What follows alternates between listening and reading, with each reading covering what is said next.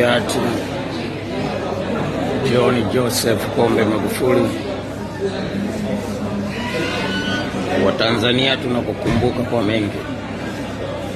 Ulikuwa kamanda mpambanaji wa kuipambania Tanzania na mzalendo wa kweli, kuilinda Tanzania na mali zake, wakiwepo wa Tanzania. Wakati wa utawala wako tulikuwa salama sote, viumbe vyote vilivyo hai, tukiwepo sisi binadamu mpaka wanyama kwenye mbuga zetu. Uchumi wa nchi ulikuwa salama mikononi mwako.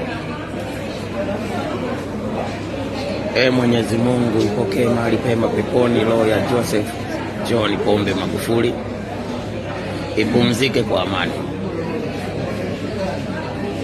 Mimi kikubwa ambacho nakukumbuka nacho, japokuwa ni mengi kama Watanzania wengi wanavyokukumbuka nayo, ni kuchukia, kupinga na kuteketeza ulithubutu mapenzi ya jinsia moja, kwa maana ushoga na usagaji. Waliogopa kutembea hadharani, walijificha. Kwa hilo Mwenyezi Mungu ulimwakilisha, ulimwabudu, ulimtukuza, kwa sababu ulitambua alichukizwa na hicho, na ndio maana alichoma moto Sodoma na Gomora.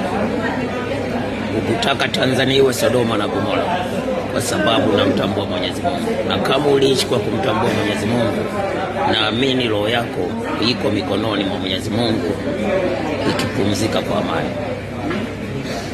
Leo tuna mkuu wa mkoa wa Tabora, si mara yake ya kwanza kuwakamata wanaotaka mkoa wa Tabora kuwepo na wasagaji pamoja na mashoga.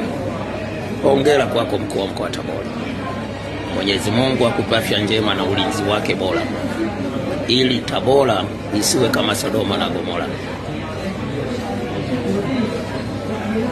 Leo unatoka unaenda sehemu unakuta mabinti 10, unatongoza mmoja, unajua wote ni mabinti. Tena huyu unayemtongoza unajua ni mwanamke, kawafunika wote, kapendeza, amevaa kuliko wenzake. Kumbe ni mwanaume lenzako, ukifika ndani ikivua ngoli na makende, yanatembea dhalani bila uoga. Imekuwa ni jambo la kawaida hata kwenye mitandao. Tanzania inanuka usodoma na Gomora. Huko mbele ya Mwenyezi Mungu tuombee viongozi waliopo wachukizwe na hili, hata wakuu wa mikoa wengine wachukizwe na hili, sababu naamini kwenye mikoa yao kuna haya mwanaume yenye makende, lakini anavaa kama wanawake. Kwa sasa kunyonyana denda kwa wanawake imekuwa ni hadharani sasa. Tuombe Tanzania isiwe Sodoma na Gomora.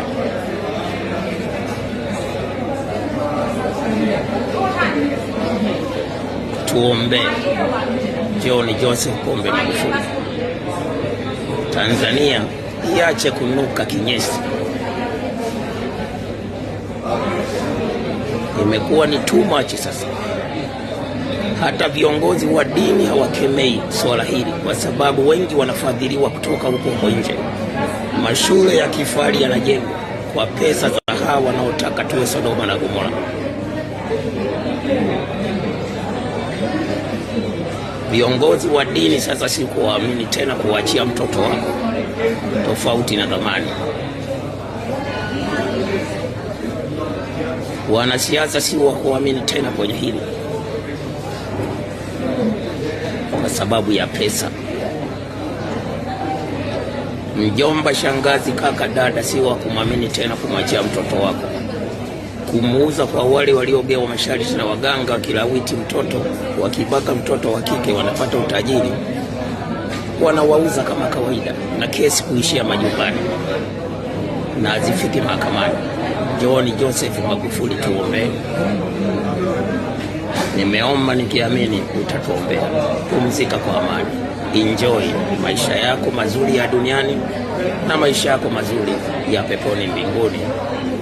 Mwenyezi Mungu ibariki Tanzania, Mwenyezi Mungu ibariki Mambas 24. We live your life.